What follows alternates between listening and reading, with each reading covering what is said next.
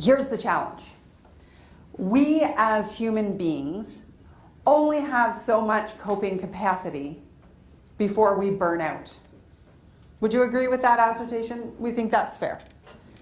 So when we put all of our effort into the stress bucket, manufacturing unnecessary bad levels of stress due to worry, judgments, misplaced expectations, misplaced emotion, negative story, all of that. When we play in that cycle, then what happens is we don't have the capacity on a day-to-day basis for a breakdown to happen.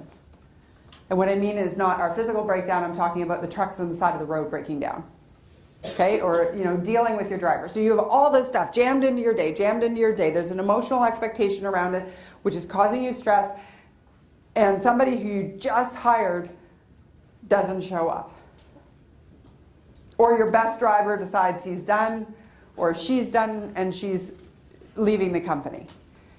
So then all of the other stuff falls away because you don't have the capacity, because you're using it up on your day-to-day with all the stress.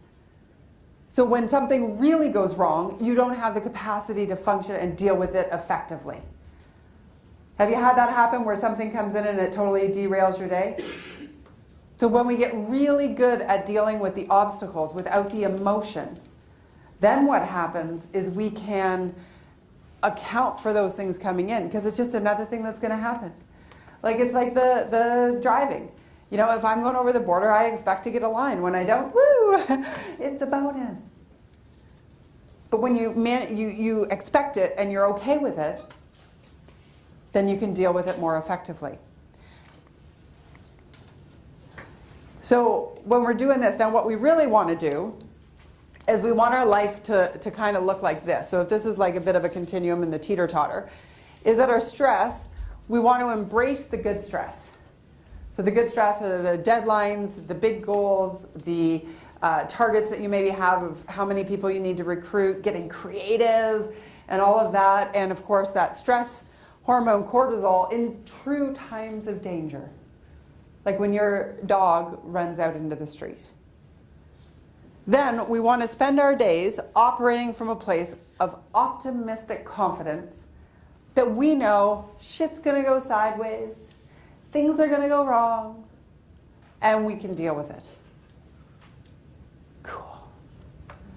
Then, hopefully you don't have a lot of adversity in your life, but here's the deal. When you spend and you operate here, it's much easier to shift to deal with a true life adversity.